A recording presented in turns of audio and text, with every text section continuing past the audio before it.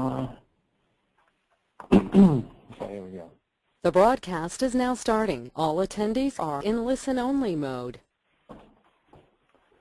Good afternoon. My name is Mark. I'm from Sunrise Systems. I will be your presenter today for this webinar on the new financial disclosure system.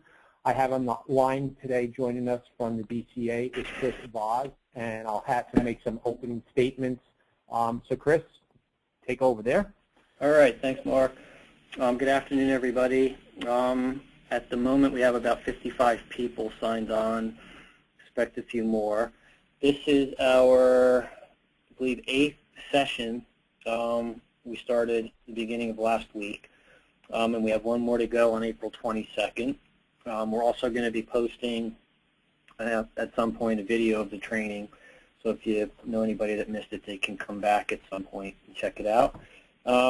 Just want to mention that last Tuesday, a week ago, we sent a GovConnect notice out to everybody and let everybody know that if you're a registered municipal clerk, the webinar has been approved for one contact hour under records. How you're gonna get that one credit is a little different, so I'll explain it. On our website, under the certification section, there's a list of documents there. We provided a link to the documents in the GovConnect notice, but in case you don't have that GovConnect notice, just go to our website, go to the certification page, and you'll see a document called Individual Continuing Education Agreement. You're going to fill that out, and you're going to either fax it or email it to Daniel Kaminsky, who's the Certification Unit Manager. His email address is Daniel, D-A-N-I-E-L, decimal, Kaminsky, K-A-M-I-N-S-K-I, at dca.state.nj.us. If you've missed that, his contact info is on our website in the section that has all of our email addresses and phone numbers. You're going to include in that agreement form that you're going to send to Dan 3 code words that I'm going to provide you during this webinar. I'm going to give you the first code word in about 10 minutes. That way we can give other people more time to sign on. I'll give you the second one about a half hour in, and the last one closer to the end of the program. You're going to write those code words down, and you're going to include them somewhere on that form. Section 2, I think, is the best spot, but you can just plug in there, and that way we know that you participated in the whole webinar. The code words are computer generated by an online program, so they might be a little odd. We didn't make them up ourselves. So make sure you pay attention for those code words, because if we get the form back and it only has 1 or only has 2, Dan's not going to be able to approve the 1 hour for you. So that said, I'll turn it back over to Mark, and Mark will get the program rolling. Okay. Thanks, Chris. Very good. Okay. So we will get started. I will let you know we are probably going to go the entire hour, a little bit over, depending on the amount of questions that everybody has. We will stop at different points during the webinar to answer any questions up to that point. We cannot hear you directly, so we have everybody muted. So in order to ask a question, there is a chat function or section in the panel, the webinar panel, that should be displayed on your computer. You can ask your questions there, and like I said, at several points throughout the webinar, we will stop and we will answer those questions as we come across. Today's webinar, I'm just going to quickly go over, just to make sure that everybody can hear me and Chris and that you can see my screen. Right now, you should be seeing a slide, a PowerPoint slide that says Financial Disclosure Statement, LGE Training Webinar. So if a few people can just in the chat section answer yes, that they can see that, then I know that everybody's viewing my screen and that they can hear us correctly. So I'll just wait for those to come in. Okay, very good. Okay, so I know that everybody can see my screen. I know everybody can hear us, so that's great. So today's session, we'll go over 5 different areas that we're going to cover. One will be on, how to log into the new FDS system, how to create and maintain your LGO roster, how an LGO sets up an account, how an LGO will file an FDS, and then ultimately, how can you search for that FDS out on the public side, whether it's you or whether it's the public. As we go through today's session, There will be some terms that I use. If you're not already familiar with some of these terms, I'll just go over them real quick. They're really three-letter acronyms. If I refer to LGS, it means that I'm referring to the Local Government Services Unit of the DCA. If I talk about LGE, that's the local government entity, so that's you folks that are on today's call, municipalities, county, colleges, JIFs, so on and so forth. And if I refer to an LGO, we're talking about our local government officials, your elected officials, anybody appointed to boards or commissions, and so on and so forth. And then obviously FDS is short for the Financial Disclosure Statement. So like I said, as we go through today's training, I do use those three-letter acronyms, so just so everybody's familiar with them, I just wanted to kind of point them out in the beginning there. So let's get started here. So really what's going to happen is how this process is going to work is we don't have at this point in time the actual go-live date of the system. We are looking probably over the next 7 to 10 days for the system to go live. Within that period of time, or just before the system goes live, you will receive communication from the DCA with an initial username and password in order to log into the system, along with the URL, the website address that you'll access the system. This is a web-based system or a cloud-based system, which means is as long as you have a computer with internet access, you'll be able to actually get and use the system, whether it's yourself, whether it's your LGOs, whether it's the public, LGSs. That's how we actually access the system here. So that being said, the one thing that I kind of want to point out first is at the bottom of this login screen here, there is a section that says system requirements. So just so everybody understands what the system requirements are of the system.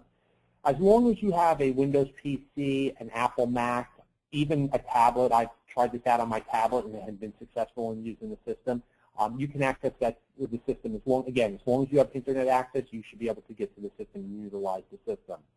The system is browser independent, which means is all different browsers can be utilized, and we've tested with Internet Explorer, Mozilla Firefox, Apple Safari, and Google Chrome. So we've done testing on all those different browsers. If there's some other obscure browser out there that people still use, it should work, but in case it doesn't, obviously, I would recommend using one of the browsers that we've tested with the system. As the system, you utilize the system, there are times that certain pop-ups come up. So we do ask that you either enable your pop-ups and add the URL to your trusted pop-up site, or just turn off pop-up blocker altogether so you don't cause any conflict. We do display certain documents in PDF form, so we ask that you have at least Adobe Acrobat or some type of compatibility or compatible PDF viewer that you can actually view those documents as they come up.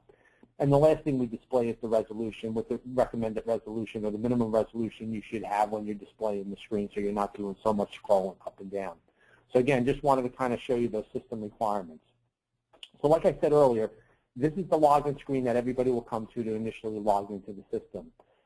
You will be given a username and a temporary password initially to access the system. But before we actually log in and I start showing you the system, one thing I do want to point out here on this login screen is in the lower right-hand corner, you will see there's a, let me just circle it right here, you will see there's a link there that says forgot password.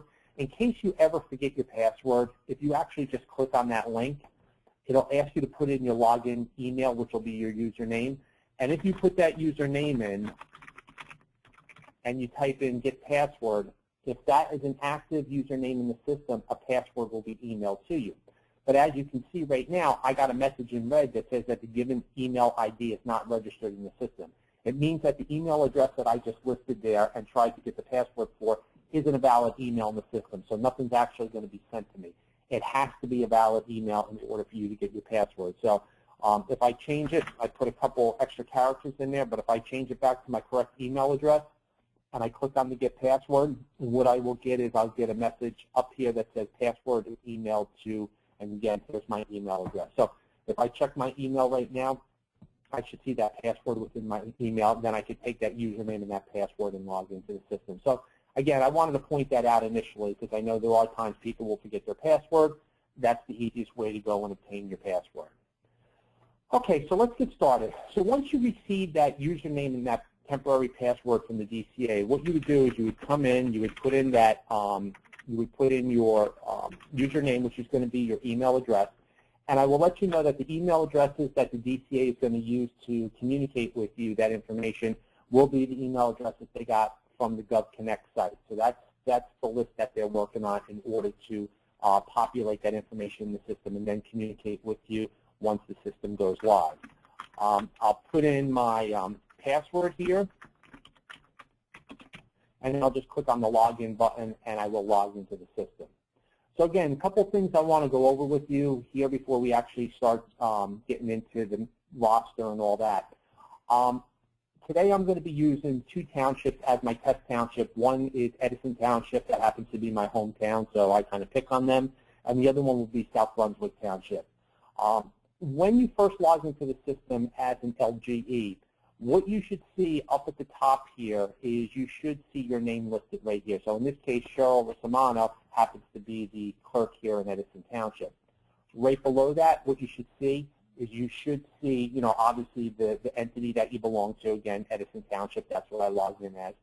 And then just below that, what you're going to see is you're going to see a logout button. So there are a couple of ways to log out of the system. You can just click on this logout link and it'll log you out of the system. That's one way to log out. Since this is a browser-based system, you can go up and click on the X in the upper right-hand corner. I'm using Internet Explorer, so that's how I would close this browser. Or if you're using a different browser, however you would close that browser, once that browser is closed, the system will automatically log you out. And then the last way you can be logged out of the system is that for security reasons, if you happen to be logged into the system and you haven't used the system for a period of time, the system will automatically log you off. And then at that point in time, you'll just have to log back into the system. So again, those are the different ways you can either log out of the system or be logged out of the system. You'll also see on this home page, you'll see a status bar here. And what you'll see is the first thing it shows you is the submission year that we're in. Currently, we're in the 2014 submission year. Next year, when we roll this over for next year, the DCA will, roll over the year to 2015. So whatever year you see listed there, that's the year you're currently working in. Once they switch over and we see 2015, then we could start going in and manage our rosters for 2015 and so on and so forth. And then your LGOs can start submitting their financial disclosure statements for that new year. You will see to the right of that in the middle here, it will tell you how many LGOs you have in your roster. So in this case, I have 9 different LGOs on my roster. Those LGOs can have multiple positions, but this is a total of each individual that's on my roster. And then I can also see how many financial disclosure statements have been submitted as well, too, quickly, right? So I see that there's 9 people on my roster, and I see there's been a total of 9 different submissions done, as part of that. So one of the things we're going to ask you to do, as I mentioned before, is you're going to get a username and a temporary password when you first when you first get information from the DCA. When you first log into that system with that temporary password, one of the things we're going to ask you to do is go change that password to something that's more recognizable to you that you can utilize. And what you would do that is you would do that right here where it says Edit Local Government Entity Profile. So if I click on that link, that'll take me into the profile link. Now, one of the things we'll ask you to do is review the information that's listed here. This is the information that would be initially set up for your entity. If anything is not correct, you can go in and you can actually, update that information. But down below, at the very bottom, the last 2 fields, this is the password field and the confirm password field. This is where we're going to ask you to go in and change your password. And the way you would do that is you would just simply clear out these fields. Okay, I just highlight and clear out these fields. And then what I'm going to do is I'm going to come in here and I'm going to put in my new password. Now, we ask you to put in your password following the following guidelines. Your password must be between 8 and 16 characters in length, and it must contain at least 1 letter and 1 number in your password. As long as that password conforms to the standard that we have, you should be able to come down to the bottom, click on the Save button, and now save your password. But as you can see, I have an error here, okay? And I did that on purpose. I just wanted to show you that I didn't put in my correct password. I only put a 4-digit password, and obviously a pop-up message came up to let me know that there was an error. You will see these pop-up messages occasionally if something doesn't go right within the system. So let me come in here. Let me finish putting in my password the correct way with 1 letter and 1 number. And now if I click on Save, what we should get is we should get a message at the top and the bottom of the screen in green that lets me know that my password was saved successfully. Or, as I say, this operation was done successfully. So anytime you do something within the system and the operation that you do is successful, you're going to get a message usually at the top and the bottom of the screen in green. If you happen to do something in the system that is not successful, let's say I take out the 0 out of a phone number, right? It's not a properly formatted phone number, and I click Save, what you'll see is a message in red, and usually that error message in red will tell you what the problem is. At this point in time, you can come in here and then you can just correct whatever error you have. I'll correct the phone number, and now what I'll do is I'll click on Save, and I should get a message in green that tells me that that operation was successful, which it has. So I was able to update my phone number and save that phone number successfully. So again, as you go through the system, that's how you would come in and initially change your password within the system. I'm going to click on the home link to take me back out to my home page. This is our home page that we land on when we first come into the system. We do have a report section. There is one report in there right now. We're probably going to be adding additional reports as the system develops.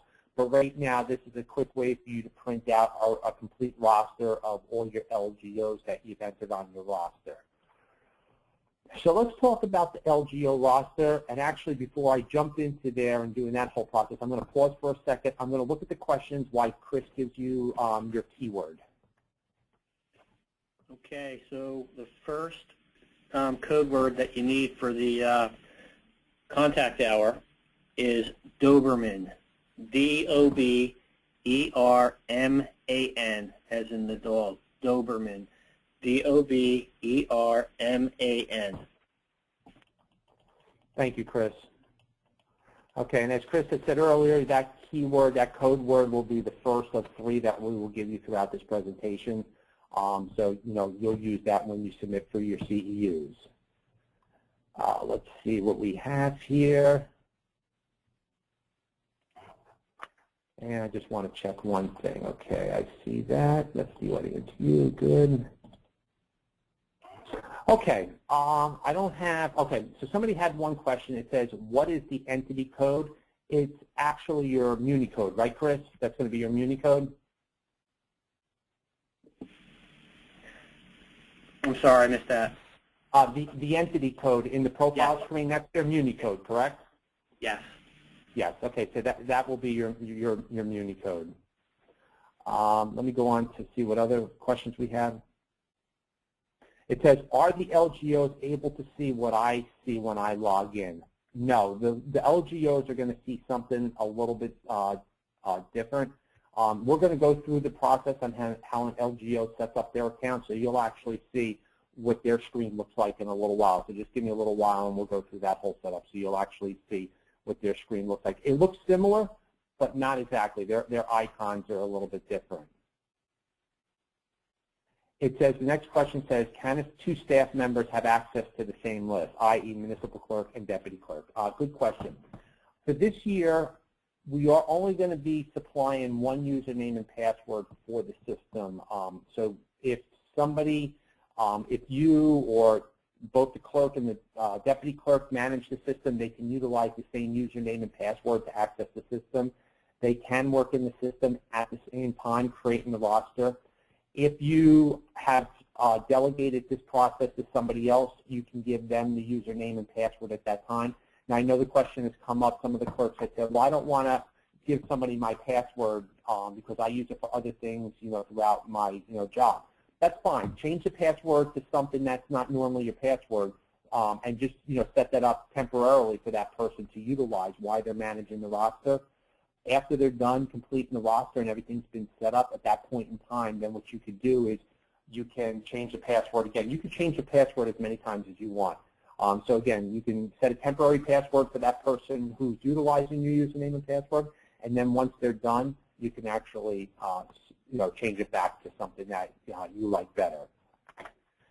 Let's see, next question. If someone is an LGO for more than one entity, Muni and JIF, do they have to go through this process twice, or will the system cross-reference LGOs based on ID? Kim, if you just hold on for a few minutes, when we get to the LGO process, that will all come into play. The short answer is yes, they're going to be able to take all their different entities and combine them into one LGO account. But give me a few minutes when we get to the LGO side, and you'll actually see how that comes into play. Okay, so that being said, let's go in here. Let's talk about the roster. So manage the LGO roster. So what's going to be a little bit different with the system this year is that in order for your LGOs to file their FDS, they are going to have to appear on your roster. Without them appearing on their roster, there's no way to file an FDS in the system. All FDSs are actually going to be filed electronically through the system. And like I said, for the LGO to set up their account and be able to file that FDS, they need to appear on your roster. So as you can see, when I clicked on the button that says Manage LGO Roster, I came into this screen right here. And I've been using this account for testing over the last couple of weeks.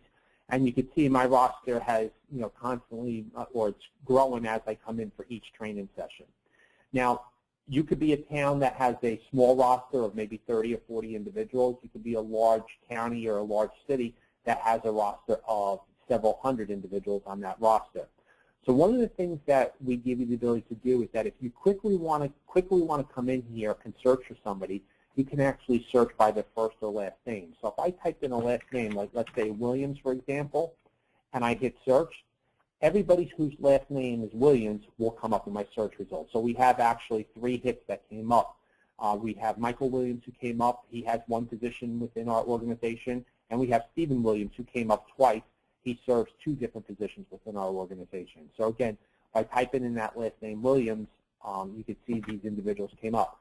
I can also search by first name as well too, right? And I can also search by partial letters. I don't have to put the full name in. So if I just put in, let's say, the first name with the letter S, everybody who has a first name that starts with S will come up. So as you can see, I have Samuel and I have Stephen that came up. And there's different Stephens. I have a Stephen Williams, I have a Stephen Jones, I have a Sam Adams there, right? So just by putting that first letter in there, I can pull up everybody, that starts with that first letter. So a couple of different ways you could search and bring up your individuals, your LGOs, is just by putting in the first and the last name.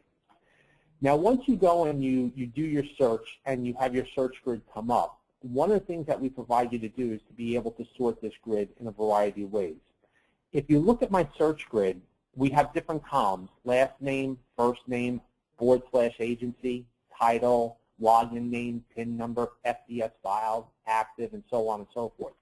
But if I click on any of these column headings, like if I click on first name, the first click is going to sort this column in ascending order. The second click will sort this column in descending order. So if I click on first name, you'll notice now that my column here, first name, is now in ascending order: Elizabeth, Gary, James, Mark, Michael, Robert, Samuel, Stephen. If I click it a second time, you'll notice that the column now sorts in descending order, right? So it starts at the end of the alphabet and works down.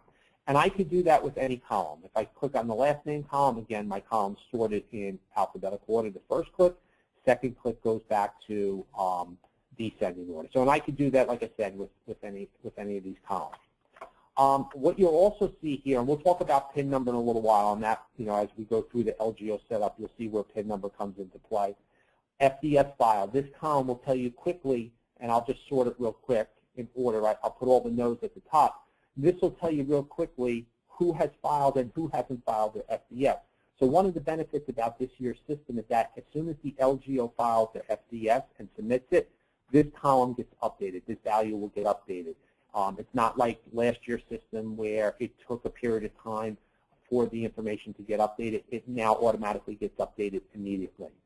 We also have an active column over here. This active column is going to come more into play as we go into subsequent years, 2015 and beyond. Because what's going to happen is as you manage your roster in these subsequent years, there are going to be individuals who no longer are part of your organization. At that point in time, they're going to become inactive within your organization, so you're not having to manage their account at that point in time. And then an Edit Actions button is if I want to go in and manage this individual that's already on my roster, and we'll come back to that in a few minutes. So how do I add somebody to the roster? Well, it's very simple. We'll click on the Add LGO button at the bottom of the screen here, and what will happen is it's going to ask us to put some information and start the process up at the top. So these first couple of fields at the top are going to kind of be the most important fields and the information that you're going to have to communicate with your LGOs, because this is the information that the LGO is going to need in order to register in the system. So what we're going to do is we're going to ask you to put in a first name and a last name, and then we're going to click on Save. And once we hit Save, the system is going to generate a random PIN number. Right now it says NA for not applicable. But we're going to generate a random PIN number, and those 3 pieces of information your LGO will need in order to register. So today I'm going to pick, I just pick the name out of the air. So today's person that we're adding to this roster is going to be Susan Manzo. Now, one of the things that I recommend to you is that when you're creating your roster, especially for the first name, I would use their legal first name, because a lot of people sometimes go by nicknames, short names, what have you. So instead of Sue, maybe Susan. Instead of Mike, Michael. Again, does it matter? No. If you put Sue, that's fine. It's just that that person's going to need to know exactly how you entered them on your roster in order to register when they go to register. For middle name, it's not a required field. Anything that has a red asterisk is a required field. For middle name, if you want to enter their middle name or their middle initial, you're glad to do that. If you have people with the same name, and the only way to distinguish the difference between them is putting their middle initial or middle name, then by all means I would do that just so you know who's who within the system. But once I enter that first name and that last name, what I'm going to do now is click on the Save button. And what you'll see happen is it'll say the LGO has been saved successfully. And now the system is going to generate a PIN number for me, right? So what I'm going to do is I'm going to write down this PIN number because my LGO is going to need this PIN number later on, when she has to register within the system, okay? So what we're going to do is here in Edison Township, what we're going to say is that Susan Manzo, we're going to add the different positions that she has within my organization. So I'm going to say that Susan is an elected official. I'm going to say that the board of agency that she's representing is the governing body, right? And I'm going to say that she's a council person, right? So these are the pieces of information that I need to enter in to add my position into the system, what position she has within my organization. We also give you, it's not required, but we also give you the ability to put in the term dates of this person in this position. If you do enter that information in there, it will appear on their SDS for them. Again, it's not required, but if you do have it readily available, then we recommend that you enter that information in. But if you don't, it's not a big deal. It's not a required field. So once I entered the information in, the position information in for Susan, you'll notice that at the bottom, the list of positions held. Right now, there's no positions held, right? So as soon as I click on Save, what will happen is now that position will be listed down at the bottom. This is one of her positions that she has within our organization. I'm also going to add her to another position as well, too. I'm going to add her to the zoning board. Right? And our position held will be, I'll just say that she's a member. Okay? Again, I'm not going to put any term information in, but what I'll do is I'll click on Save, and now she'll be added down below with the position. So for this individual, depending how many positions she has within your organization, you can add all these positions in while you're working on this screen right here. If I added a position that didn't apply or didn't require an FDS to be submitted, or let's say Susan is no longer on the zoning board, I thought she was, but she resigned last year and now somebody else took her place, then I can come over here and I can actually delete her position. You will see some delete functions in the system, especially if we have to delete somebody totally off our roster. Maybe we put somebody on the roster that didn't belong there to begin with. So I'm just going to pop out of here for 1 second and go back to my roster, and then we're going to come back in and edit Susan. So what I'm going to do is I'm going to click on the back button here. It's going to take me back out to my roster, right? And I can see now Susan Manzo is listed on my roster 2 times for 2 different positions, okay? You'll see that the PIN number that's been assigned to her is the same PIN number for both positions. So this person is going to keep that same PIN number for any positions they have within your organization. If I needed to go back in and actually edit any of the information for her, I just click on the Edit button. And then when I come back in here, you'll notice that I have a Delete button here. You can actually delete this person totally off your roster as long as an FDS has not been filed. So if this person hasn't filed an FDS, you can physically delete them off your roster. Once an FDS is filed, you will not be able to delete them off your roster. So that leads me over to, we talked about on the search grid a little bit earlier, that active, inactive status. That's really this disable button over here, this little checkbox. So let's say we went to next year, 2015, and Susan is no longer on, has any position within the organization. At that point in time, what I can do is I can just disable her, and now she becomes inactive on my roster. I have the ability to actually print out the screen so I can give this information to Susan so she has it when she goes to register as an LGO. I can click on the print button at the bottom. It'll just ask you, what printer you want to send this to, so you just select your normal printer where you print stuff. Or some people have asked is, well, can I email this information to Susan as well, too? Yes, you can email it. Really what you need, the 3 pieces of information is Susan will need to know how you registered, the name that you registered her under, in this case Susan Mandel, and what her PIN number is, which is 73679. Okay, so those 3 pieces of information will need to go to Susan in order for her to register her account. Now at this point in time, as I'm managing my roster, I'm done answering all the positions for Susan. I now want to add my next person. All I need to do is click on the Add New LGO button. What that'll do is that'll take me and clear out the screen. Now I can go in and I can enter my next person onto my roster. So again, I can come here, I can put their first name, last name, hit save. It'll generate a PIN number.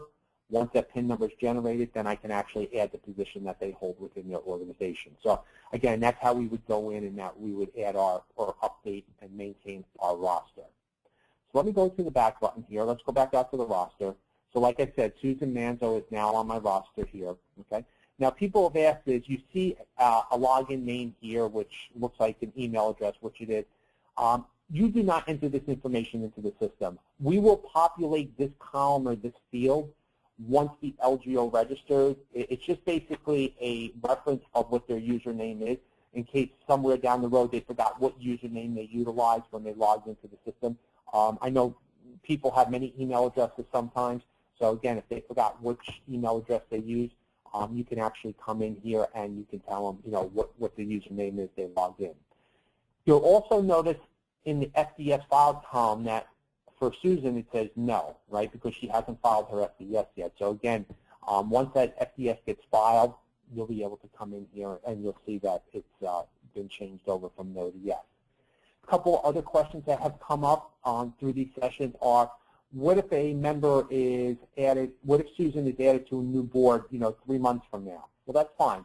You would come into the system, you would click on Manage LGO Roster, you would pull up Susan, you'd click on the Edit button, and then all you would do is once you get into her screen, you would come down here, you would enter the new LGO position information, hit Save, and now she would have 3 positions listed. And then at that point in time, she would have 30 days to file her updated FDS for that new position that's been added to the system. So again, you can come in here and you can add people at any point in time, whether they're somebody that's already on your roster and has a new position within your organization, or let's say somebody new has joined your organization and you need to add them at any point in time, you can come in and you can manage your roster. So that being said, just last thing before I take questions, you'll notice that my LGO roster says 10 now. Okay, so we've upped our roster by 1 person, but my FDS submissions are still at 9, which they were when we officially, when we came in here before. So that being said, I'm going to jump over to our panel here, and let me see some of the questions that we have. I said to Kim I'd come back. Okay. Tanya, I do see your question here that you're having a problem. Not sure exactly what problem you're having, but if you can tell me, maybe we can help you, whether it's hearing me or seeing the screens or whatever. I will tell you that if you are having a problem with the screens changing or audio, people have found it easier just to log out and log back into the webinar, and that's usually resolved the issue. So I just wanted to point that out to you. Let's see what we have here for questions. If someone is an LGO from within, oh, that was Kim, sorry. I brought it back up to the top. Okay. What is the PIN? Which is in the roster? Okay, so I talked about the PIN. Now, one of the things about the PIN that I want to expand on a little bit is that if Susan, and we're gonna actually add her to another organization, which is going to be South Brunswick Township. But if Susan is part of multiple, or your LGOs are part of multiple organizations, and they have to file FDSs for those different organizations, each organization is going to add them to their own individual roster. Once they add them to their own individual roster, they're going to get a unique PIN number. So when we add Susan to South Brunswick Township in a few seconds, Susan's going to get a different PIN number for South Brunswick Township. Once she gets all her PIN numbers, then she can go and create her account, and she can actually associate all her different PIN numbers from all the different rosters that she's on to that one LGO account. So she can kind of manage everything in one shot. And like I said, we're going to do that in a few seconds. I just wanted to point that out. It says if a member serves on 2 boards, do they have to do this twice? Well, if they serve on 2 boards within your organization, you will add both positions to their, when you create them on your roster, you're going to add both positions. As I mentioned before, both positions will have the same PIN number. When they go to file their FDS, if both of those positions are assigned at that time that they file their FDS, then they only have to submit their FDS one time. But let's say, you know, today I filed my FDS. I only was listed on 1 board today, and because you forgot to list me on a 2nd board, and a week from now you put me on that 2nd board, if I've already filed my FDS, I'm going to have to refile and send it again. If I hadn't filed it yet and I waited for you to add me to that 2nd board and then I file, then I only have to do it one time. And again, when we go through the LGO process, you'll see how that comes up. So I'll show you that in a few minutes. Next question. If an LGO is a council member as well as serving in the planning board, they have to be listed as both on the roster? Yes. For every position they hold that an FDS is required for, they will need to be listed as that position was on your roster. So you can have somebody listed once, twice, 3 times, or even more, depending how many positions they hold that require that financial disclosure statement submission. So yes, you'll have to add them as many times as needed. Let's go down. Okay. It says, so we are responsible for adding each person into the system as our roster. Correct, yes. You are going to be responsible for adding all members of your organization onto your roster. Now, we do realize that this first year is probably going to be the majority of the work that's done with your rosters. The good news, as we go into subsequent years, 2015 and beyond, your current roster will be copied over to the new year. And at that point in time, you're just going to update and make any changes to your roster. You're going to add anybody new, and you're going to delete or inactivate anybody who no longer serves in a particular position on that roster. One of the questions that has come up in these seminars is, what about my data or my roster information from last year? To be honest with you, we looked at the data and the quality of the data from all the different rosters, and it was determined that the quality wasn't to the point where it would make sense to actually try to migrate that information.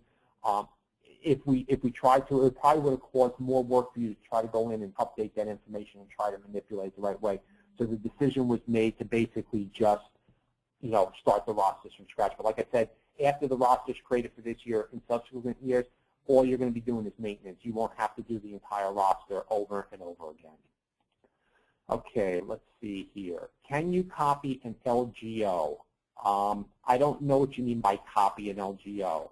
You can add multiple positions for an LGO, but no, you can't copy an LGO. There would be no reason to copy that LGO. The LGO will be on your roster one time. You will just add your different positions for that LGO. When will the system go live, and where can we begin to build our rosters? We don't have an actual go live date yet. We're talking about within the next 7 to 10 days to go live with the system.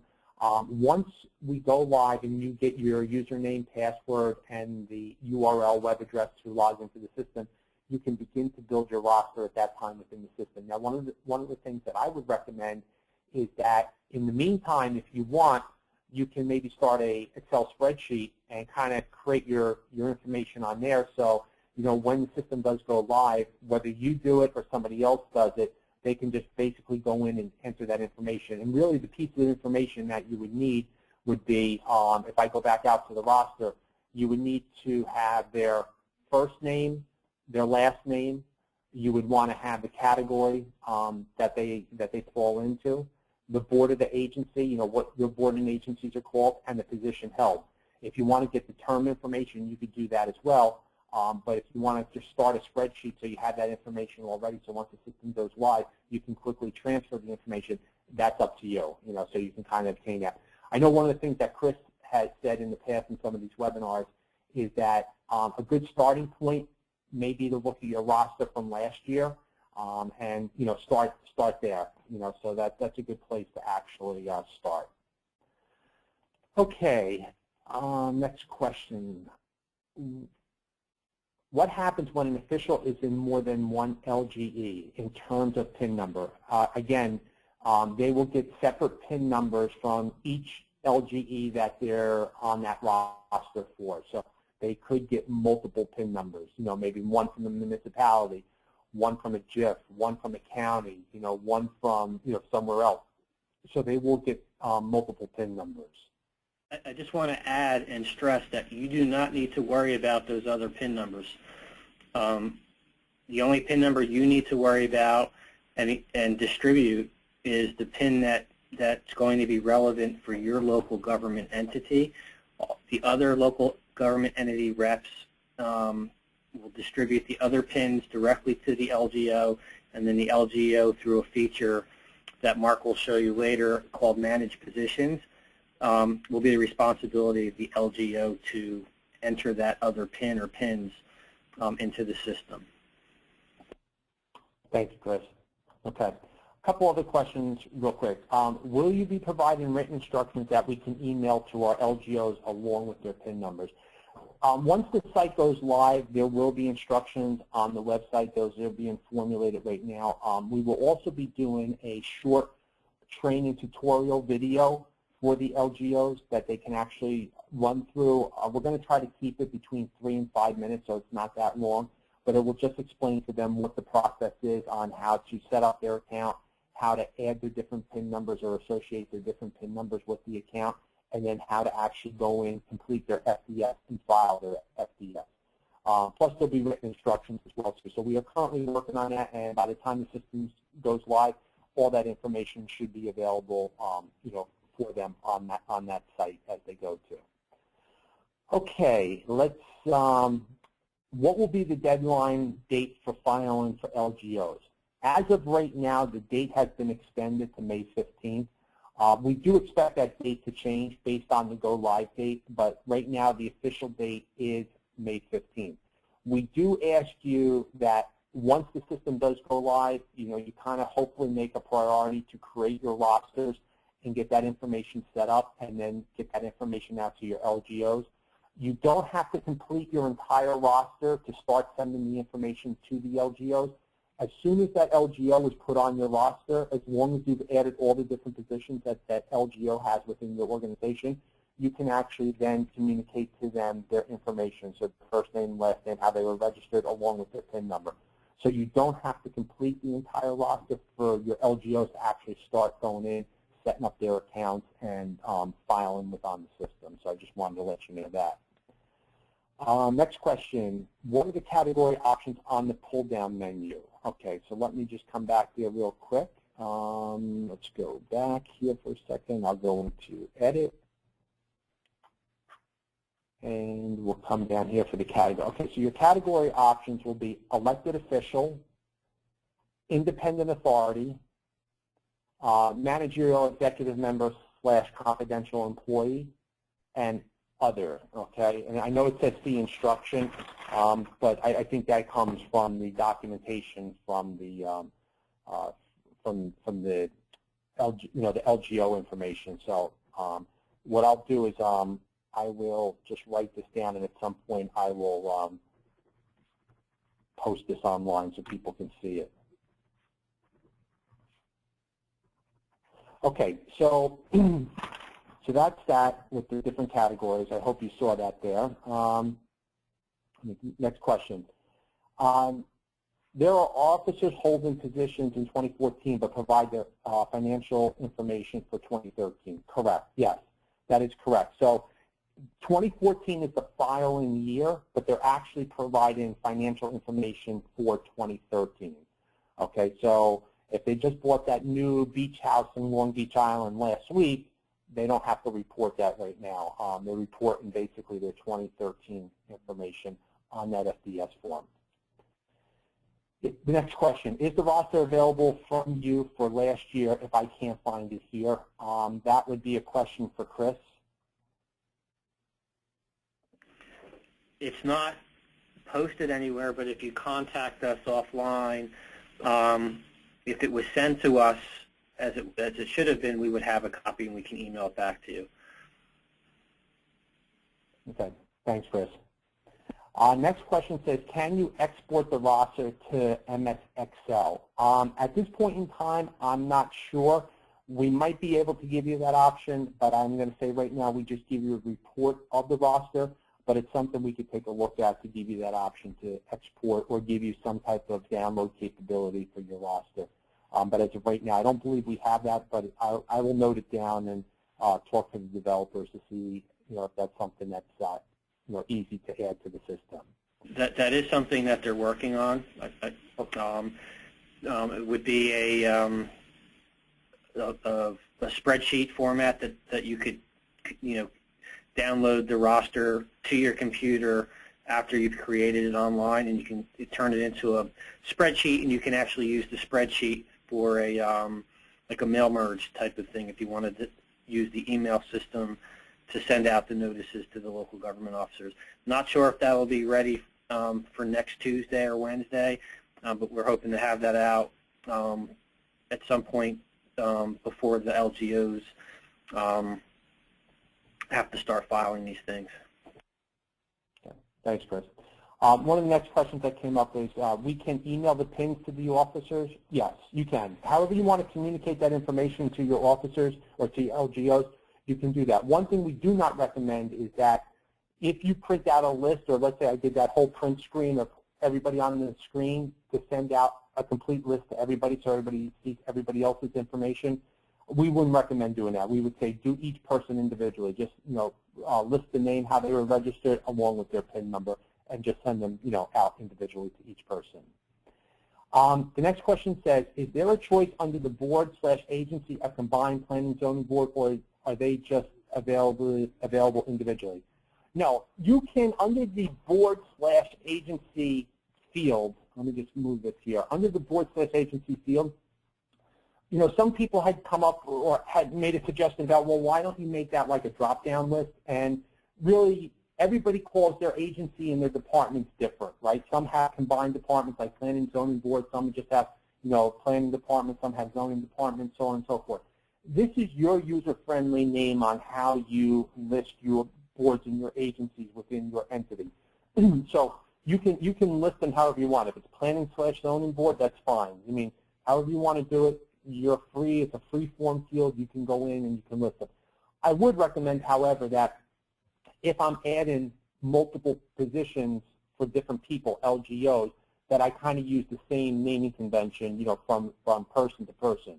Like if I'm doing planning/zoning, the next person who's on a member of that same board, you don't put zoning/planning, right? You kind of keep it the same throughout. But I would just, like I said, you can name them however you want. Next question, will we get questions from LGOs that have to file in multiple entities? So it would be helpful if we understood how they will file one FDS for all entities so that we may give them an idea how it works. Pat, just give me a few minutes and you're going to actually see how they will do that process, and you'll understand how they can do that all in one shot. Do we only list positions that require an FDS filing? The answer is yes. Okay, you're only going to list positions that require them to file an FDS for. It says some volunteer boards do not require an FDS filing. Then yes, then if the board that they're on doesn't require an FDS to be filed, then you do not list them on your roster. It's only people who go on your roster who have to file an FDS. Next question, what if a board member doesn't own a computer? How do they file? Well, there's a couple of different ways. One of the ways is, technically that board member is part of your organization. So we would recommend that you allow them access to one of the computers within your organization. They could go to the library. I mean, libraries have computers, or seek out a family member. Most people will have a family member or a friend that will have a computer, but our first choice or recommendation would be let them use a computer within your organization. Sit down. It shouldn't take them more than 5 or 10 minutes to fill out their FDS and file that. So they can obviously do that at any workstation that's available for a period of time. Okay. It says, was the second code given out? No, I don't think we gave the second code out. We'll do that before I move on here. So we'll just go through the couple more questions we have, and then we'll move on. So it is our responsibility to get the PIN number and the website info to each member on the roster, either by printing out the page with the PIN number or emailing each individual their information. Yes, it is your responsibility to get that information out to those LGOs within your organization. What category does a board member fall under? They are not an elected official or any of the others I saw listed. Then you would probably list them as other. Okay, so if they're not an elected official, they're not an independent authority or an executive, managerial, executive, confidential employee, then just list them as other at that point in time. And it says, does our risk manager, JIF, required to file an FDS? Again, for who has to file and who does not have to file, there is information out at the DCA site. There is information at the municipal clerk site under the desk reference section.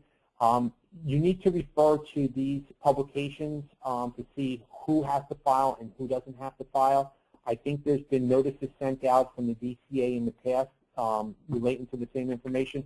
And again, I go back to, if you look at your last year's roster, you can kind of get a good idea from that who has to file and who doesn't have to file.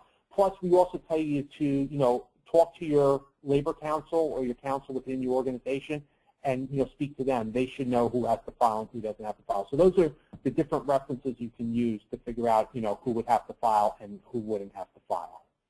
Last year's local finance notice that described some of this and had links to other sources is Local Finance Notice 2013-13,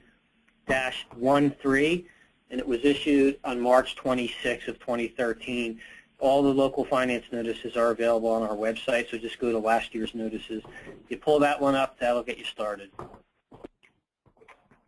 Okay, thanks, Chris. Okay, I'm going to do 2 more quick questions, and then we're going to move on. It says, what is the estimated deadline for filing FDS? I did touch on that a little bit earlier. Right now, it's May 15th, but chances are that date is going to change once the system goes live. Last question here. Can you give me an example of a position that would be considered an independent authority? Yes. If you have a municipal, let's say, utility or sewer authority within your town, the municipal clerks for that town will be responsible for adding those members to their roster. So that's where the independent authority category would fall into place. So again, if you have, let's say, a utility authority within your town, you will add those people to your roster and you will list them as independent authority. Okay, so I've got through the questions now. We're going to continue on here. So I'm done working in Edison Township right now. Mark, let me yes. just give them the second code word. Sure, no problem. So the second code word, everybody, for you to write down is eagle, as in the bird. E-A-G-L-E, eagle. E-A-G-L-E, eagle. Thanks, Chris. Okay, so I just logged into South Brunswick Township real quick because I want to list Susan as being has a position within South Brunswick Township that she's going to need to file an FDS for. So I logged into South Brunswick Township. I'm going to click on Add LGO. Okay. I'm going to put in Susan's information here. Okay. Click on Save. System is going to generate a PIN number for me, so I'm going to write this down. So it's 36766. And I'm going to add a position here. I'm going to say that Susan is the tax assessor.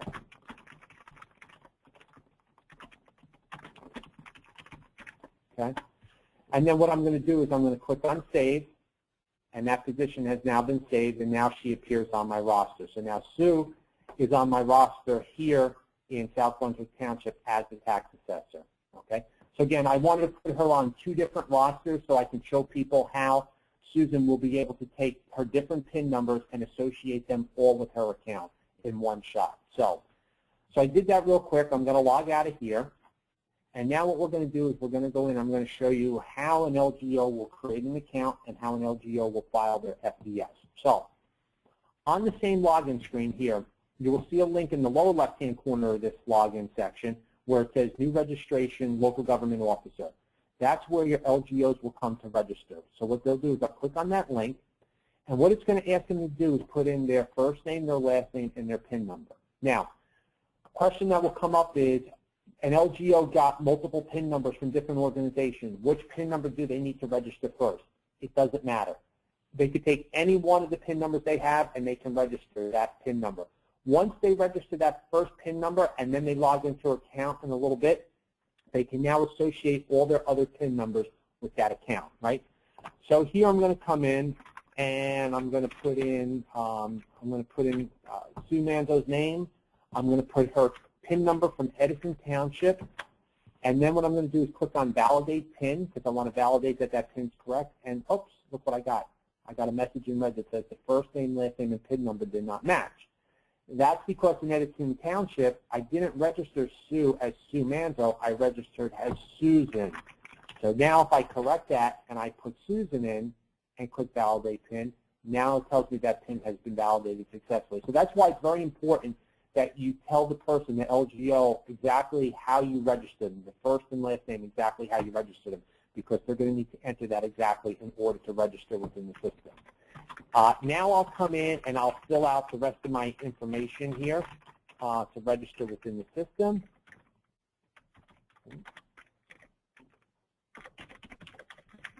And then down at the bottom, your LGO is going to need to use an email address as their username to access the system. Now, I know the question has come up is, you know, we have some older LGOs who don't have an email address. What should we do? Well, our recommendation is you could do a couple things.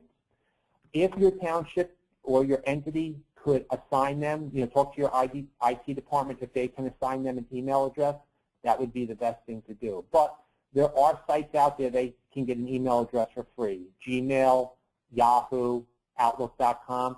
Any of these sites, they can actually go out and they can get a free email address to use in order to register within the system.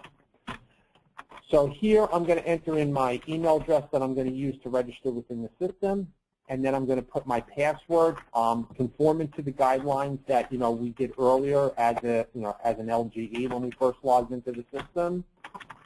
Right. So I'll enter that username and password information.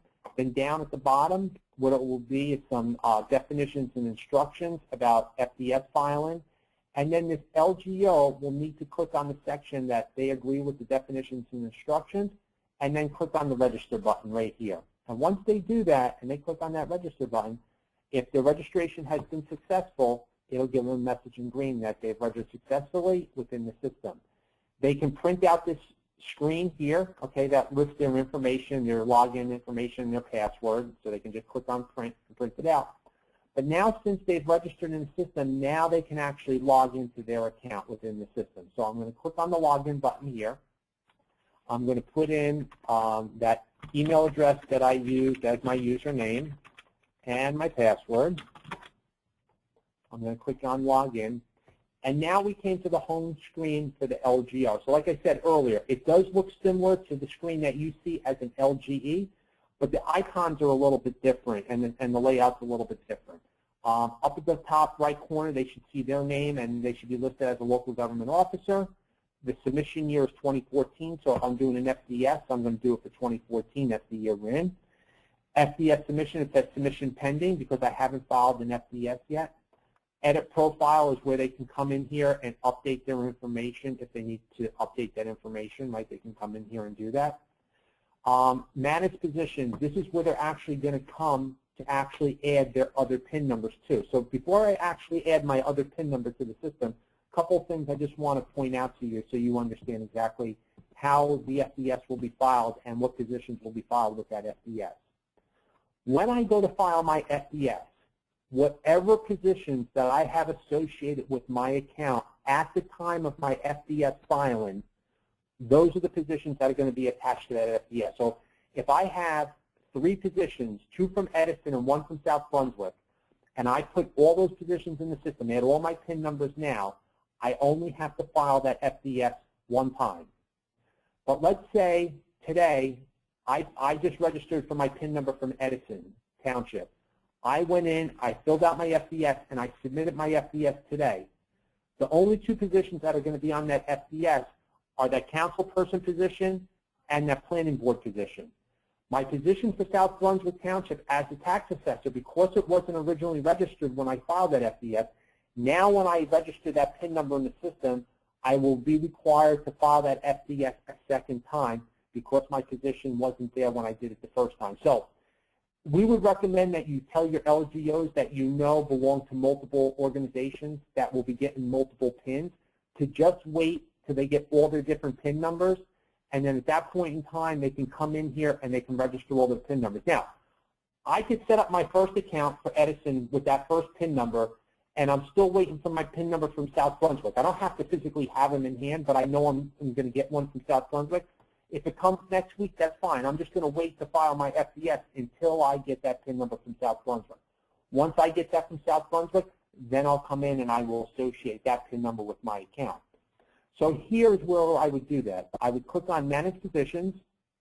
I'm going to put in the name that South Brunswick filed that. So they filed as Sue Manzo. And I'm going to put in the South Brunswick PIN number, and I'm going to click on Validate. Now, before I click on Validate, you'll notice down below there's only two positions listed, the two for Edison, right? The council person and the zoning member. Once I click on Validate, now you notice that that PIN was validated successfully. Now I have a third position listed at the bottom. So here's my position as the tax assessor in South Brunswick Township. Okay. So again, if I have another PIN from another organization, right, I can just clear this, and I can put my name and the other PIN that I have and hit Validate, and now add that to my list. And now everything that's on this list now will go with my filing of my FDS. I only have to file that FDS one time. So let's do that. Let's go in. This is the last part of the training, is how to file that FDS. Well, second to last part, and we're going to go searching in a second. So I'm going to click on File Financial Disclosure Statement. And now what happens is this section to file the financial disclosure statement is broken into 8 separate screens. Now don't let that alarm you. They're quick screens. But basically what the 8 screens are is if you look at the financial disclosure form, we broke it down into each section on the financial disclosure statement to make it easier as the LGOs come through the section. So here, basically what we're doing is we're listing their personal information. I'm also going to list my wife because I know I'm going to have to list her income on my FDS. So I'm going to put her information in. Well, let's do it the other way. Let's not say I'm doing Sue, right? So we'll say John Manzo, right? So we're going to add that information in there, okay? And then down below, you'll notice that there's a list of positions held. These are the positions that will be part of this FDS that I file. Now, at this point in time, I can either click on Save at the bottom to save this form or the information I put in so far, or I can click on Next to go to the next page. If I click on Next, it will save this information and just go to the next page. But if I just click on Save, it'll save the information. It'll tell me that the information has been saved, restored successfully, but it keeps me on this first page. It doesn't move me forward. That's fine. So I look it over one more time. I'm okay. Fine. Let's click on Next. Now I go to the next screen. This is the screen where I have to list my sources of income, right? So I'm going to say source of income here is South Brunswick Township, Main Street.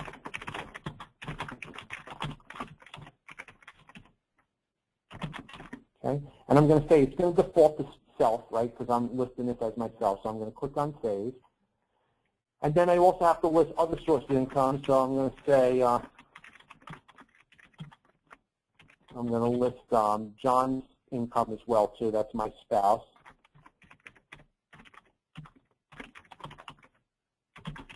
Right, and I'll say that's my spouse. And you'll notice that as I save this information down below under List of Entries, we are now adding or building our list, right? And I can come back here and edit this or delete it if it was wrong or whatever. But again, I can list all that information listed here. Right?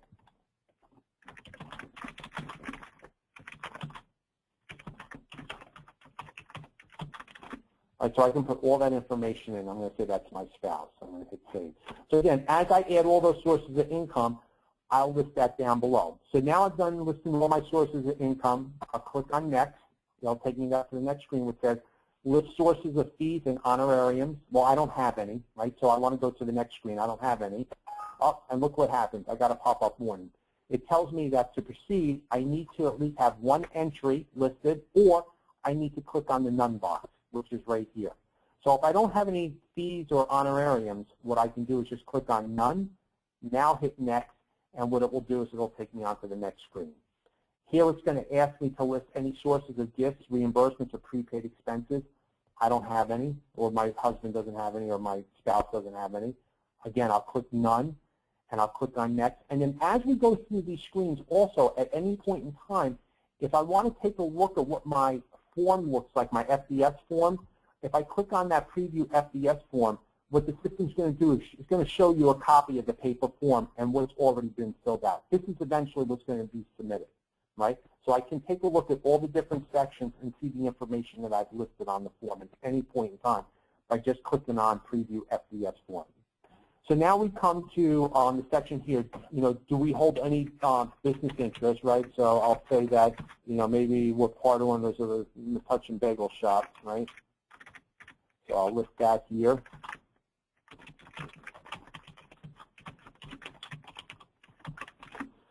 Right, and I'll say that's my husband who owns part of that, so I'll hit save and I'll list it down below.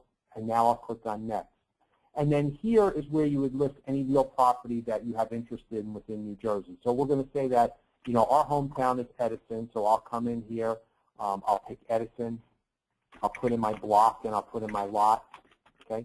Now, one of the problems last year, I believe, with the system last year was that when people wanted to split percentages, like I'm going to say that 50% of this property is owned by me and my wife, what I can do is I can now put in 50%, hit save as self, and then what I can do is I can come here and list that property again, right? So let me pick Edison, and I can say 50% is owned by my spouse, right? So you'll notice down below that those entries will show 50-50, and I believe the system last year you couldn't do that, or it was a very hard way to do that or whatever. But again, this is all your properties that you would list, that you have interest in within the state of New Jersey. I click on next. Now it's going to take me to the comment screen. I'm just going to put in a comment. This is a FDS form. I just add that in. Click on next. And now I'm on screen 8 of 8. I'm on the last screen. This is where we actually are going to submit our financial disclosure statement. Now, one of the things that I'd like to point out is right here at the bottom, you'll notice that that button that says Submit Financial Disclosure Statement is kind of grayed out. The system will not allow the LGO to submit their financial disclosure statement unless they take a look at their completed form. Even though they might have clicked on the preview FDS form throughout this process, we are forcing that person, because we don't know if they've clicked on this preview form, but we do force them to at least look at the form one time. So they would have to click on this Review Financial Disclosure button and pull up their form and just make sure that the form that, the information that they filled in is fine, and they're taking a look at the form that's going to be submitted. The other thing that we're going to force the user to do is also enter in their their name as their electronic signature to sign the form, right? So I'll need to do that. And once I do that, once I view the form, and once I put my name in there, now you'll notice that the Submit Financial Disclosure button at the bottom is now enabled. At this point in time, now I can go and I can actually submit this form. And the way I would do that is I would click on Submit Financial Disclosure.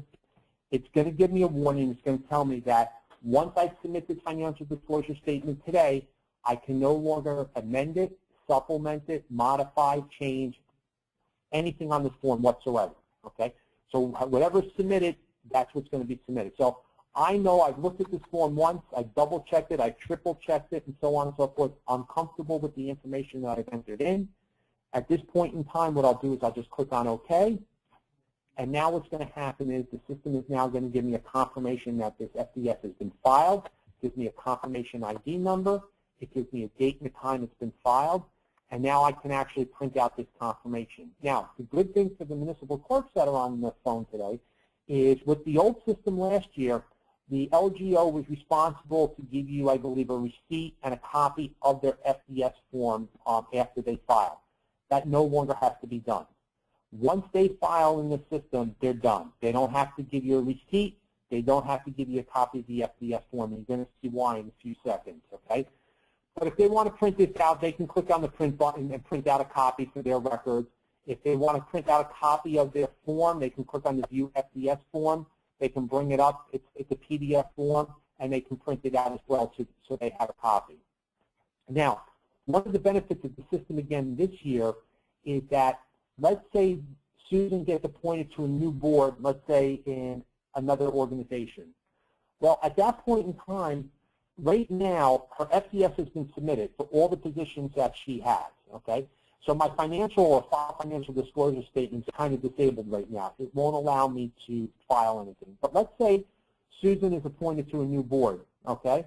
Well, once she associates her new PIN number of that position with her account, then she can now file that new FDS for that new position. Because remember, the only positions we filed for were the 3 positions that were here when we first filed. So if we add a 4th position, we're going to have to submit that form again. But the good news is that that information from her previous FDS is retained within the system, okay? So she doesn't have to enter all the information all over again, okay? She's going to review the information. She's going to go through the 8 screens and review the information, make any changes, you know, and if we're in 2014, there really shouldn't be any changes because she should have filed the information because it's for the previous year. It should have been correct the first time.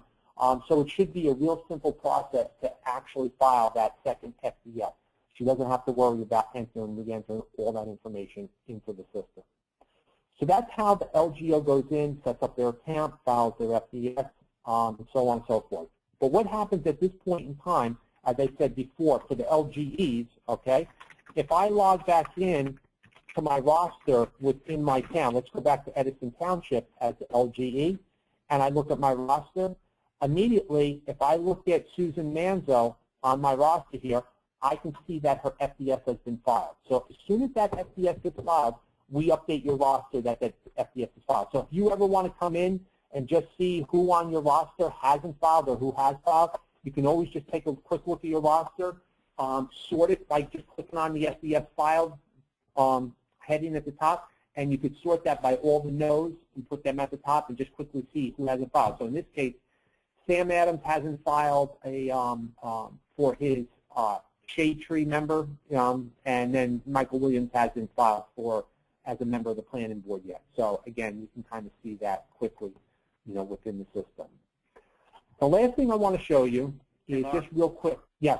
It's Chris. Let me just give Sure. the last code word in case anybody's got to drop the call and head out. The last code word, everybody, is Nebraska, as in the state, or the Bruce Springsteen album, if you're a Springsteen fan. N-E-B-R-A-S-K-A, Nebraska, N-E-B-R-A-S-K-A, Nebraska. Okay, thanks, Chris. Okay, I'm just going to show you the last thing, and then we'll get to the remaining questions that we have. Where I am right now, this is going to be the public search site, okay, where you can direct individuals who want to see copies of FDSs for your LGOs. You will be able to point them out to this public site. This is one of the reasons why you don't have to receive a copy of that FDS statement, because if you get an OPA request for an LGO's FDS form, you're just going to point that person out to the site here. And once we come to this site, there are a couple different ways you can actually search for an FDS. I can search by the last name, first name combination, right? So if I put in Manzo, I want to look for Susan Manzo's FDS and click search. What will happen is anybody who has the name Susan or Sue Manzo will come up, right? So we see Manzo, we see 2 for Susan, 1 for Sue. We happen to know she's one and the same person, but her name was registered 2 different ways. If I want to review her FDS, I can just click on the view button all the way over to the right, and what that'll do is that'll open up the FDS, and the person can actually see the FDA. The one thing you'll notice, too, with the system this year is that all FDSs are going to be uniform, right? They're all going to be filled out online. They're all going to look neat, and, you know, everybody's going to be able to read the information and ascertain the information. But that's how easy it is for me to look at that FDS. I can actually just click on the view button and pull that up. For individuals who come in and say to you, or who have in the past and say, listen, I want to see all your LGO's FDSs, you know, for the entire town, right? And you'll get them, right? They're out there. Well, that individual who's searching, instead of searching by an individual's name, they can actually search by a complete entity, right? So if I put in Edison Township and I hit search, now every LGO that has registered within Edison Township is going to come up on the list, on my search results. I can go into each one individually and view it, or what we've done is we've made it a little bit easy for the people where if I want to just click on the check boxes of the people I want to see, or if I want to select all, then down at the bottom, we do have a phrase they're going to have to put in here, but we're going to give them the ability to actually download this FDS into one file. So if they put in that captcha phrase correctly and hit the download link at the bottom, what will happen is it'll take everybody now that's on this list, and it will create a PDF of everybody's FDS, and now this document is 18 pages, right? So I have multiple people, right, whose FDS, all the Edison Township LGOs who filed an FDS is now in this file, and I can save it. One thing came up yesterday from one of the clerks, or one of the comments from actually Patty, who works with Chris, was that if you as a clerk or a person who manages your roster wants a copy of everybody's FDS, you yourself can actually come in here, list your entity, do search, and then do this download function. Like I said, it's a PDF file. So instead of keeping paper, you can actually just save this file on your computer or on your server or whatever. But as I think Patty said, is that once you do theoretically save this, then if somebody comes in with an OPA request, you do then technically have the record. If you don't have it, you just have to point people out to the public site to go search. So I guess it's half a dozen one, half a dozen the other. It's what's easier for you. I think pointing people right out to this site is a lot easier than you having to manage paper and having to worry about going to find the file, find the section, print it out, and so on and so forth. But that's totally up to you on how you want to do it. But again, this public search site will be out there for people to actually go out and search for the FDSs. So that takes me to the end of today's training review session. I will go through all the questions we have because we have quite a few here. So let me start at the top, and we'll kind of work our way down the list here. Okay. It says, is there a way to link individuals who work in several townships? Yes. I think we saw that before.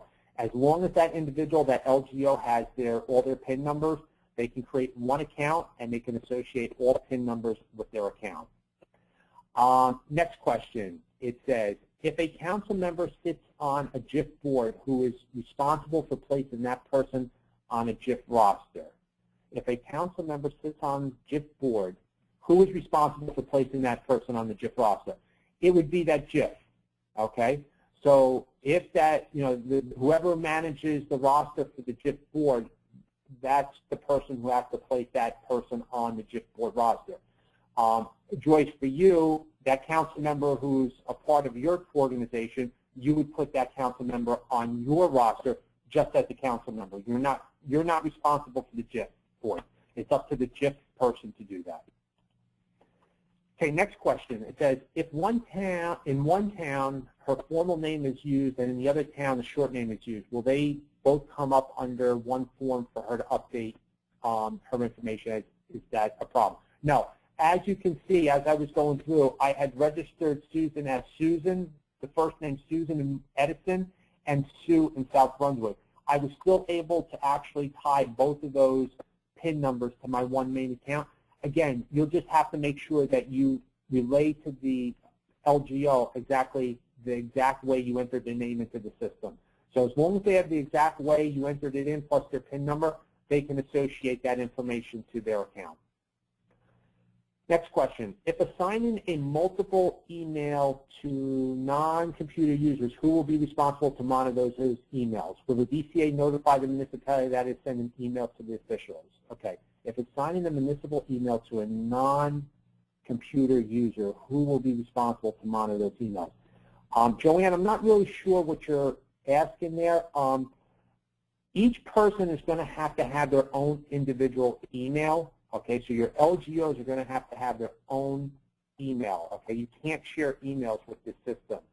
Same thing as you as a municipal clerk. Okay, you're going to get a username or email address and password to log in as an LGE, But when you go to file as an LGO, you're going to have to use a different email address in order to file as an LGO. Either a personal email, or you can ask the township to assign you another email address, but you will need 2 separate emails, one to manage the roster and one to actually file. Joanne, if I didn't answer your question exactly, if you could just ask the question again or rephrase it, I'll come back to it. Will an instruction sheet be available for us to get to the LGOs, including the multiple LGE directions? As I mentioned earlier, we will have instructions on the live site along with the short video tutorial for the LGOs to run through, so it shows them how to actually go in and set up their account and file their FDS. How will we know PINs from other LGAs for local officials? Shouldn't officials manage PINs? Wait, okay, let me try that again. How will we know the PINs from other LGAs for local officials? You won't. It's not up to you to know the PIN numbers for the other, I'm going to assume LGEs that person belongs to. You're only responsible for the PIN number you assign to that LGO, not anybody else's PIN. You don't have to worry about the PIN numbers from the other organization. It's up to the LGO to obtain their PIN numbers from the various organizations that they're associated with. Next question. If an LGO starts and saves but needs to finish the form later, will they be able to log back on and finish filing their FDS? Yes, good question. They will not lose any information they put in up to date as long as they've hit save. So if they've gone through, let's say, the first 4 screens of the 8 screens, and they've saved from screen to screen to screen, which in order to get to the next screen, you have to save automatically. When they come back in, they can actually start at page 4 or page 5, right where they left off. They do not have to re-enter all their information back in. It does save and retain in the system. Next question. If the clerk has no receipt or copy whatsoever, how do we comply with OPRA? Again, if you get an OPRA request, you're just going to point that person who's submitting the OPRA request out to the public site and let them know that's where they can file the, that's where they can actually search and see the FDSs that have been filed.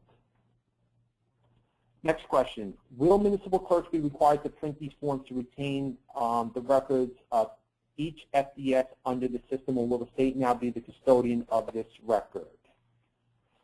Chris, you want to answer that? You don't have to save either an electronic copy or a paper copy. The forms are stored electronically. If you do, I think Mark mentioned it earlier, if you do the save as feature at the at some point in the process and download all of the forms to your computer, then you most likely will have a common law obligation to give to comply directly with an OPRA request. It's up to you. We encourage you to refer people to the website so that they can search the documents themselves. I will say this. If you're in a relatively smaller town and you have time and you don't mind doing this, it's entirely up to you how much customer service you want to provide to your citizens. But we're trying to make it very easy with this form of searching, knowing that the common audience for these things are either gadflies, other council people, other governing body members, I should say, newspaper reporters, and potential candidates for office. And most of those people have the ability through computers to go online and search and print these out. But if you have somebody that walks in and it's a very special case, a particular case where somebody maybe the person's homeless, doesn't have any access to a computer and wouldn't even know where to start to get the form, and for whatever reason this person wants so-and-so's form, if you want to give that person excellent customer service, that's entirely up to you. Okay, thanks, Chris. Yeah, so just to kind of go on with that, there's a couple other questions relating to that too, and even though this person has actually left the webinar already, I will just pose her question. It says, as clerks, we can print the FDS for anyone in our roster. OPRA doesn't allow us to deny a hard copy. Well, yes. If you download these forms and you are keeping these forms, as Chris has said, then obviously there's an obligation there that you're going to have to supply those forms. But If you haven't downloaded these forms and you don't have them in your possession, then, by all means, just point them out to the public site, and, they can actually view them and download them themselves. So, again, I think it comes back to, if you physically have the information, then, yes, from an open request, they can force you to provide it. But if you don't have it, you don't have it. You know what I mean? You could just direct somebody where to get it. Let's see. What is the website for the public? We don't have that established yet. We're working with the state on establishing the URLs and the website addresses. Once everything goes live, that information will be communicated to you. So again, we don't have that information as of yet, but within the next 7 to 10 days, you will be seeing that information come to you. Next question: if an LGO on the roster does not file, when is the clerk technically not responsible for it being done? Well, the clerk is never technically responsible for the LGO filing their FDS. It's the responsibility of the LGO to file their FDS. The responsibility of the clerk is just to make sure that the LGO was put onto the roster and that the information was provided to that LGO, their PIN number and their name information. But after that, once you give that information to your LGO, it is not your responsibility to make sure that that LGO files. It's up to the LGO to file and file, by the deadline. So, just keep that in mind. What will happen to individuals who do not file? Well, Chris, I know you like answering this one. I like your answer, so I'll let you answer that real quick. Well, it's a personal choice that the LGO has to make, but I can tell you what have been the typical consequences of somebody not filing. And I will say this system will make it easier for these consequences to occur because everything is electronic now, and the people who search these things out will have they'll be more readily available to those people. But typically, at some point in the year, the newspaper reporters go out and start gathering these things up, and they love to do news articles about who didn't file. There's also the local gadfly. There's citizens who are essentially in the business of keeping government honest that look for these things quite frequently. At the end of the day, the greatest consequence could be that somebody files an ethics complaint against the governing body member, and that typically winds up in the newspaper, so there's embarrassment. The system is also going to make it much easier for us at the local finance board to be able to print out reports at various phases of the year to see who hasn't filed, and it will certainly make it easier for us to send out violation notices and call local government offices before the board to explain why they haven't filed. But we know from experience that there are local government officers who make the conscious decision to not file and just try to game the system. I think this online system will make it much harder for them to do that and get away unscathed. But as local government officers yourselves, as you are, I think most of you file. It's really, I think, our experience is the elected officials and/or some of the appointed members who either consciously or inadvertently don't do this, and then they suffer the pains of a newspaper article and an ethics complaint. So, okay, thanks, Chris. Okay, next question. We have a couple left here. If an older citizen who does not have a computer or use a computer, they will not monitor their email on a regular basis. So who will know if DCA is sending notices to that person? I don't believe right now we're going to be sending notices to the email addresses or the usernames that we capture. Again, the email name or the email address that we're using is really more of a username to register within the system, so that each one has a unique username. Instead of coming up with something that you make up, like if I was doing, typically with most people with computers will use a username like, if it was for me, M. Zemple, okay? And you can, or M. Smith. Let's say you had multiple people with M. Smith, right? So you run into the problem that that username's already taken. So we thought that by utilizing an email address as the username, it will be unique, and that's for that. But I don't believe notices are going to be sent out to those usernames or those addresses that we have. So they don't really have to worry about that. Okay, next question. we have several people who do not have computers and or emails. We have to set up numerous emails for those individuals. Again, Kathleen, if you're a clerk, I mean, technically it's not your responsibility to set up the emails for those individuals. I had mentioned earlier that you can, if the township that they belong to can give them an email, obviously you'd have to get with your IT folks, but it's really up to the LGO to obtain that email address. They can go out to the free sites, Gmail, Yahoo, Outlook, get a free email address. But again, if the town can provide them with one, then, I would talk to, whoever in the town manages your email servers, whether it's your IT staff or whatever, and have them assign those email addresses. Laura, if you contact me, send me an email, I can direct you to where on the desk reference it is. I could get what section offhand. I did see it last weekend when I was on there, but it falls under, I think, the ethics code section. It might be down at the bottom and other, but if you want to send me an email at mark@sunrisesys.com, I can actually point you to exactly where it is. And I know it's out on the DCA site as well, too. Next question. It says, I understand correctly that LGO with multiple positions within the LGE will have the same PIN number. That is correct. So once you set up your person on your roster, no matter how many different positions they have within your organization, they will have the same PIN number for that organization. So for Edison Township, if I was set up in Edison Township, I would have the same PIN number for all the different positions within Edison Township. It's only when I get set up on somebody else's roster that my PIN number is going to change and reflect that other person's roster. So, but within Edison Township, I will have, everything, the same PIN number, for all those positions within Edison Township. Okay, so I think we've come to the end of our questions. I'll just wait. Me and Chris will stay on a few more minutes here in case anybody has any additional questions. So, feel free to ask. If, again, after today's training session, we are looking to put these webinars up on a site, a hosted site that you can go back and review, or if anybody within your organization needs to review, they can.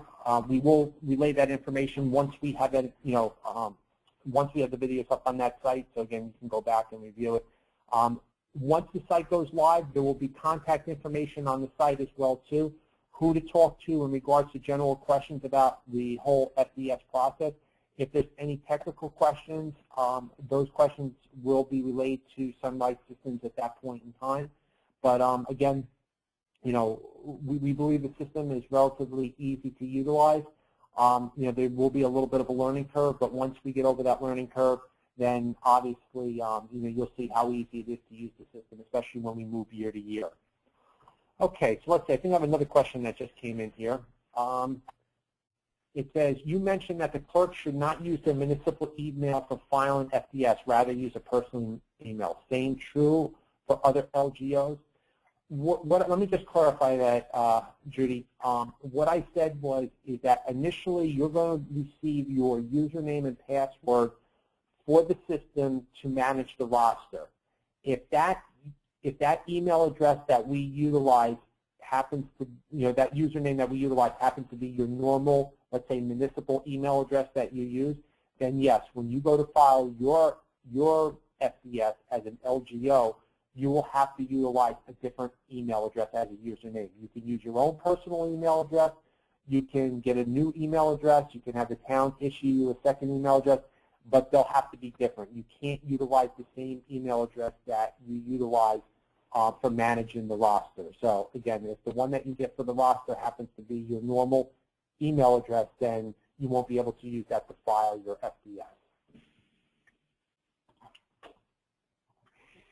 Okay. So like I said, so we've gone through all the questions. We will stay on for a few more minutes. I want to thank everybody for attending today's webinar. Again, if you have any questions after the fact, feel free to, like I said, reach out. I know a lot of people who attend these webinars, so you have my contact information already. But again, like I said, we will be putting information out on the live site once it does go live. So I would refer there first, and then if you have any questions, obviously there'll be contact information out there as well too. On who to contact based on the questions that you have. Okay, so let's go. Let's see, one question. How many CEUs are being offered? It's 1 hour CEU under records management for the clerks will be offered. So once you fill out your form and submit that to Dan Kaminsky, you should receive your CEU for this training session. Next question. Let's see here. Will other officials be able to use the municipal website? If you're talking about the public site, anybody can use the public site. If you're talking about the internal site to manage your roster, again, only one username and password is going to be assigned to that site initially, especially for this year. If you want to share that username and password with other folks in your organization, I mean, that's up to you. But I think that's the question you're asking. Teresa, if I didn't answer that correctly, please just ask again and rephrase it a little bit differently. It says, will LGO email addresses can be viewed by the public? Will they see LDS or FDS? No, those, again, the email address, we're utilizing as a username, as credentials. It's just like if I had a bank account and I use my email address to log into my bank account. We're not capturing email addresses for use to communicate with. We're utilizing them as the username within the system. So we don't feel that it's something that could be obtained from an OPRA request because, again, it is really their credentials or their security information in order to log into the system. So, again, it's not really more for communication. It's more for login and so on and so forth. I just want to add to that. The screen that you're looking at now that Mark has up, the login screen, where it says login email, that's actually going to change. I think it's going to say login or username. I can't remember which. But we're deleting the word email so that if anybody goes to the login screen, anybody in the public or what have you, they won't associate the username in their mind with an email address. The email address will be used as a username, but it's going to be on the back end, so the public won't make that mental association. And the other thing I wanted to mention is I did have a discussion with Government Records Council staff. There aren't any opinions or cases that deal with usernames and whether they're subject to OPRA, but there are cases that deal very specifically with passwords. And the Government Records Council did hold in that case that they're not subject to being released because it's a credential. In that case, the username wasn't requested, so it wasn't the subject of the case. But as Mark mentioned, in as much as the username is part of the credential, we're not maintaining the email address for any other purpose. So if we got a request for email addresses, we don't maintain email addresses through the system. We have usernames and passwords, but our position is going to be that they're not subject to OPRA.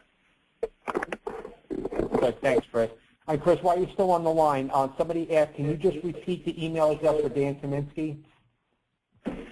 Sure. Let me just bring it up, make sure I got it right. Sure. It's Daniel, D-A-N-I-E-L, decimal point, Kaminsky, K-A-M as in Mary, I-N as in Nancy, S-K-I, at dca.state.nj.us.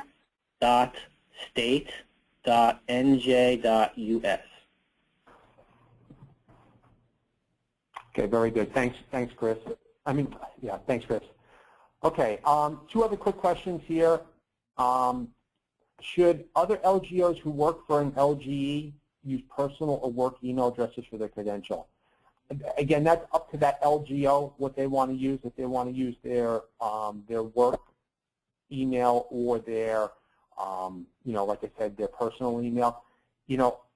My personal opinion, again, I don't file an FDS. I don't work for the government. I don't do this, but I would think that, especially if I'm part of several different organizations and I have different PIN numbers and so, I would, if it was me, I would use my personal email address to do this because, again, I don't know going into next year or subsequent years what organizations I'm going to be associated with at that point in time. So, if I'm no longer associated with, let's say, Edison Township, and that's what I utilize as my username, I don't know if I want to continue to use that as my username, and log in. So, again, it's really a personal preference for those LGOs, what email address they want to use.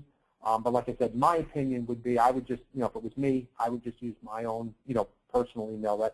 I know that's the one I use for everything. I know, what my password usually is for that, so it just makes it easier overall. And Teresa, I see that you put back here, know their email address. So I think we kind of answered that question already. So again, if there's another question there, just ask it again, but I believe we've kind of answered that about the email addresses. So, okay, so I'll wait a few more minutes here, and if anybody has anything else, I know most of the people have already gotten off here, but like I said, we have several people still on, so I'll just wait a few more minutes.